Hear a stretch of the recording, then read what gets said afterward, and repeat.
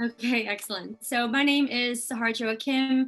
My PhD is in philosophy, and I am a philosophy professor at the college level. So this is totally from perspective that I am presenting to you today.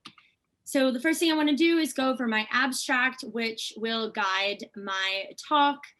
And here it is. If perceived threat to oneself implies a greater rate of individual compliance with recommendations from authorities, is it ethical to exaggerate the threat to increase compliance? Few would vote to arm the government with the use of manipulation as a tool to control the people. Yet privately, on a smaller scale, we do this. Parents to children, for example, teachers to their students, we exaggerate threat to steal compliance. There is a mismatch, therefore, between what we believe in theory and our actual practices. In theory, it would be unethical to manipulate data, to manipulate people, but why not? Doing so would be the best for the greatest number of humans. This is foundational for utilitarianism, which many people praise. In theory, few people admit to a preference for a personal advantage when the good of the people is at stake. Many argue against Glaucon's praise of injustice grounded in ethical egoism and instead cheer for utilitarian policies. Yet outrage arose when Italy distributed scarce resources based on utilitarianism. Is it unethical to set as a policy an upper age limit on eligibility for life-saving ventilators? In other news, many Americans argued that the government should be unable to impose face mask or social distance orders for the greater good of the masses, that to do so would be an infringement on their personal liberty. Well, what happened to valuing utilitarianism, justice for all? It turns out, or so I will argue, that based on actual reactions during the pandemic, we are utilitarian in theory, but egoist in practice. And if I'm correct, then the conclusion teaches us something about the human nature. Primitive, intrinsic, or instinctual reactions are unaffected by data government gathered by medical scientists, and people will in practice ignore recommendations from authorities when it is individually advantageous. We are ethical egoists in practice. So that'll be my conclusion. So after we went through the abstract, I will present to you these two different theories, utilitarianism and egoism. We will adopt one of them. Surprise, it'll be utilitarianism. And I'll give you the utilitarian argument that makes it permissible for the government to exaggerate curves in data so that they can manipulate the people. And then we'll look at some objections to doing so. And then I will conclude by saying, well, look, it turns out we're egoists, not utilitarianists, and we should just accept that. Okay, so here are the two theories on the table, and this is a false dichotomy. There are more theories, but let's go forward together with these two on the table.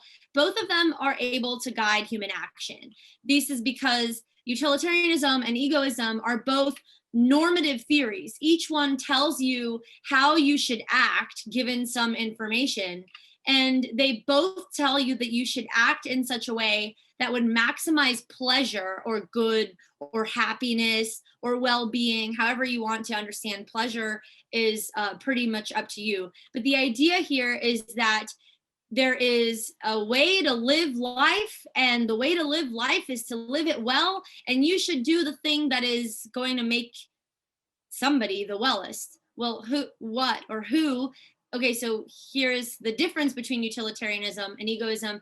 Utilitarianism tells you to do whatever is in the best interest of the majority of affected people, whereas egoism tells you to do whatever is in the best interest of you yourself. And so they are consequentialist theories because they are all about producing something good. And then they are different because utilitarianism focuses on the good of the people, whereas egoism focuses on the good of you yourself. So we'll have to adopt one of these. And if you want to play along, tell me in the chat which one you think you are if this was a real dichotomy. Are you a utilitarian or are you an egoist? When you do things, do you think about other people or is it all about self-interest? So it turns out that few people will admit to, okay, I'll just read the slide. Few people admit to a preference for personal advantage when the good of the people is at stake. And they argue against Glaucon's praise of injustice grounded in ethical egoism and said people will tell you that they're utilitarian. Okay, so what exactly does that mean? Glaucon is a character in Plato's text in the Republic.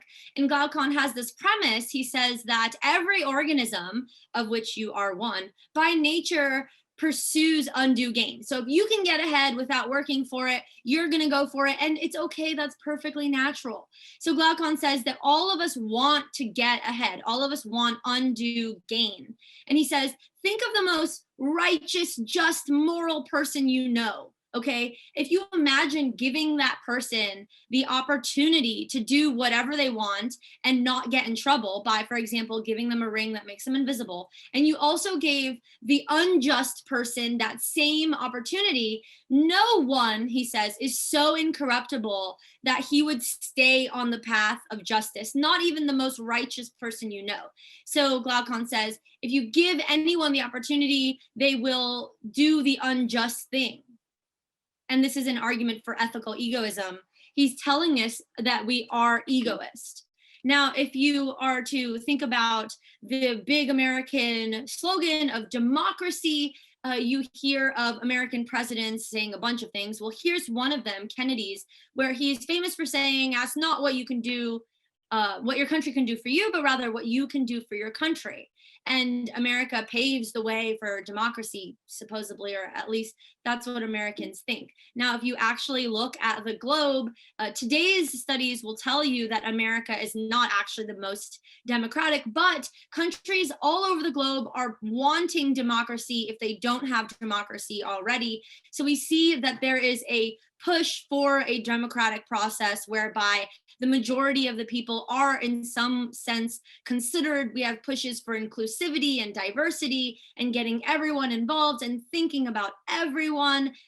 All of these things are highly utilitarian. So it turns out that people think that they are utilitarians and that they want to use this background normative theory to motivate their behaviors. Okay, well, what happens when we actually apply utilitarianism to a situation? So let's take a really easy one before moving on to COVID. Here is a screenshot of a part of my syllabus. It tells you that literally no late work will be accepted or graded for that matter, unless you get permission from me 24 hours before. My syllabus also says that I will give you a 0 if I catch you cheating, and you will literally get an F in my class if I catch you cheating twice. Now, this is an exaggeration because maybe you're not like this, but I'm like this. If a student gives me some sob story where they had something come up and that's why their homework is late, or they had a lot of pressure on them, etc., that's why they plagiarized, I will give them second or third chances. So this is an exaggeration that is on my syllabus, so I can be as strict as possible for a number of reasons. One of them is because I think, and many people think, that if you set the standard high, people will rise to the occasion. So you will increase compliance with your syllabus statements if you are as clear as possible and as strict as possible. Now, if we ask the utilitarian, is it justified for me to basically lie on my syllabus? The utilitarian would say, yeah, that's totally justified because you will, in theory, get the best results in the end and the most compliance, which is what you want in the classroom setting, if you were to set these standards high, even though you know that you are going to throw them out the window once you get one of those long emails. Okay, so you are allowed to do whatever it takes, even lie to your students, to increase some kind of pleasure or good for the majority. The ends justify the means. This is the mantra or the slogan of utilitarianism. Okay, so lying to your students that you won't accept work, totally justified. Then you have other cases that might be more interesting in the medical field. We have William Beaumont's work where he literally enslaved somebody to study the acidic compounds in his stomach break down food. And you think, well, wait a minute, what about consent? What about freedom? What about right to dignity and autonomy, etc.? Well, it turns out that all of humanity learned a bunch of things because of those studies. And yeah, one person was enslaved for like 9 years. But utilitarianism says that is perfectly justified. You also have the Tuskegee syphilis study, where the American government literally gave out syphilis to Black American men and did not give them the treatment, even though they knew what the treatment would be, allowing them to go blind, go crazy, and die, so that we can study syphilis's effect on the human brain. And utilitarianism says that that study is entirely justified because, yes, like 600 to over 2,000 people suffered, but millions of people benefited. Okay, so these are justified in utilitarian terms because of what utilitarianism tells us to do. It tells us to do whatever it takes. Good. So if it turned out, turning to COVID, that perceived threat to oneself implies a greater rate of individual compliance with recommendations from authority, then is it ethical for us, the government, medical scientists, to exaggerate the threat, you will get sick and die, to increase compliance? Wash your freaking hands.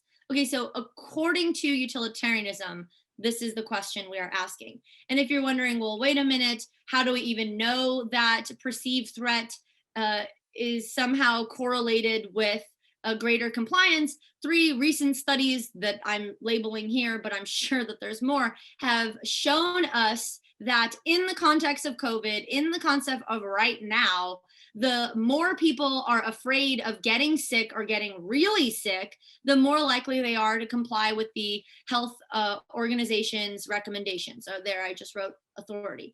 And in case you're wondering, these studies come from not just one specific geographical location. So there is very good reason to believe, at least right now, that perceived threat to yourself implies you will actually do what you're told by your doctor or politician.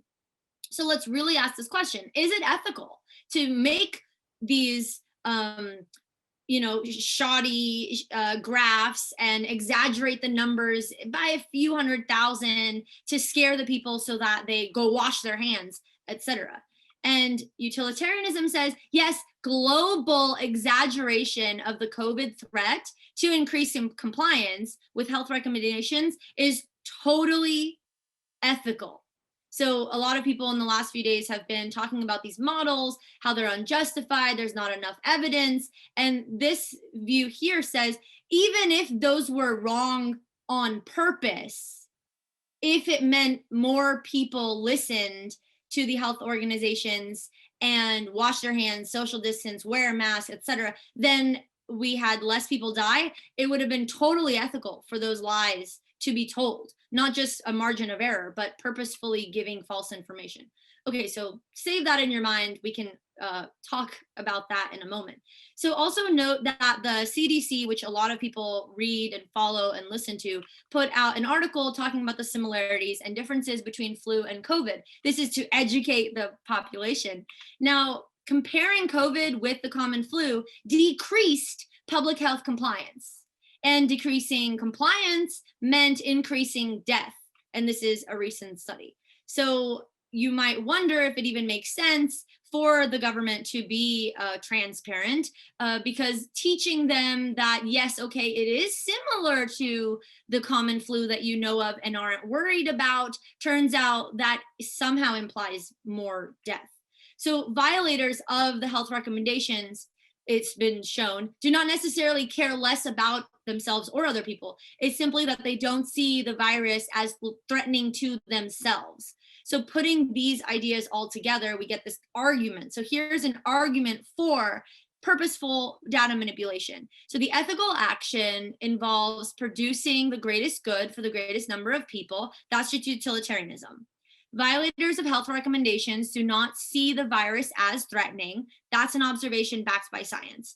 Perceived threat to oneself implies a greater rate of individual compliance with recommendations from authority. Another observation backed by science. So it is ethical to exaggerate the threat to increase compliance with authorities. So this is an argument that tells you that if you have the opportunity to falsify your graphs and models, that you should do that to purposefully manipulate the people into doing what you think that they should do, which is wash their hands, etc.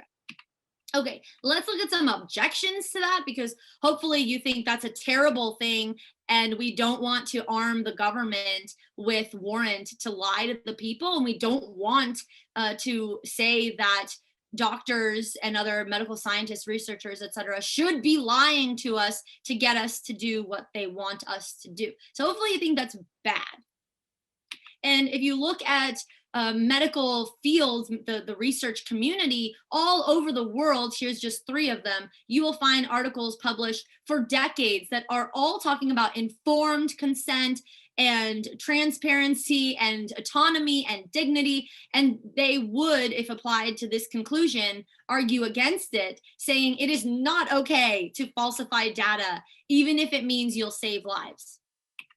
So how can we explain people's rejection of granting authorities a right to manipulate, even though we know that the exaggeration means saving lives? So there's just a question, keep it in your mind. Outrage arose in Italy over their policy to distribute scarce medical resources based on utilitarianism. And then also in America and all over the world, actually, there was other outrage over the imposed mandates of face masks and social distance order. Okay, so the question really here is, what happened to utilitarianism? Okay, so it turns out that Italy did put out a very much followed focus on the age of a person coming in needing medical attention. And a lot of people like Sweden and in Spain followed suit. So this paper and the policies put forth set a trend that if you have someone with a low prognosis, or if you have someone who is less likely to make it out of this alive, or will make it out of this alive if we treat them, but then will soon thereby die because of other things later, it doesn't make sense to use our resources on them. And so even though you have medical experts saying that's perfectly fine, even though you have people like this hero, Susanna, who said, do not use your resources on me, save it for someone younger, there was outrage over this, with people saying this is ageism. You cannot use age as a criteria for establishing who lives and who dies. So the question again is, how can we explain people's rejection of using age and prognosis as a criteria for distributing healthcare? Here's another factor. A study came out, which apparently was very influential all over the globe, that showed if we do nothing, then a bunch more people are going to die. And if we do something like lockdowns, etc., then less people will die, or fewer people will die. And that's exactly what people around the globe did. Authorities imposed lockdowns and imposed control over all sorts of parts of people's lives, ensuring that they would slow the spread, or aka flatten the curve. And just to make it absolutely clear, we are giving the government absolute control over our licenses, our recreational habits, our marriages, our funerals, our diet, our religious practices, our education, our business, our daycares, what we wear, how we express ourselves. So this is what the governments did in reaction to data from science. And what was the actual reaction from people all over the world? They said, we don't care about your statistics. We want to go to work. Yes, we know that going to work will not slow the spread, but that's what we want to do, and we should be able to do it. So those stats were rejected. It's a question. How can we explain people rejecting those statistics and wanting to go to work, wanting to go to church, wanting to go get married, wanting to go to funerals, etc.? So there was a few earlier studies that said maybe if we show pictures of actual people dying from COVID, then we are going to get people to listen and flatten the curve. And so a study came out saying, oh, wow, look, this is actually true. With over 1,000 people, it turns out that people will be more likely to comply with the authorities' recommendation if you show them pictures of people that they can resonate with. And they are more likely to comply with that than some data about millions of people dying. So here's a question. How can we explain people rejecting the stats, but then resonating with the images of identifiable sick people, resonating with them? So here's where I come in, and this is my conclusion. The fact that we are more likely to listen to health professionals when we can resonate with the victims tells us that there is something egotistical about our nature. The fact that the violators are the people who don't see the virus as threatening. I'm just pretending it's a fact. Maybe you think it's wrong, but this is out of a recent study, so I'm just assuming the study is correct. That tells us we are egotistical. The fact that despite those flattening the curve graphs that came out, people want to go to work, they want the lockdowns to end, they want to gather, it tells us we want to do what's best for ourselves and don't really care about the majority, aka we are egotistical.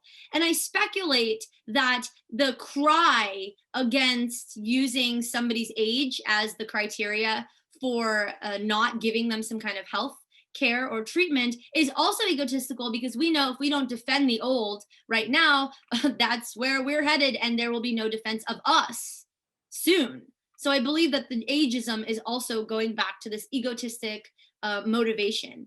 And second to lastly, we also have the fact that people were upset that they were denied entrance to the COVID area where their family members were kept, and that there was huge outrage over people not being able to go and practice the funeral rites that they have been doing so for hundreds of years. Why would it make sense for someone not to care that they might contract COVID and then spread it all over town?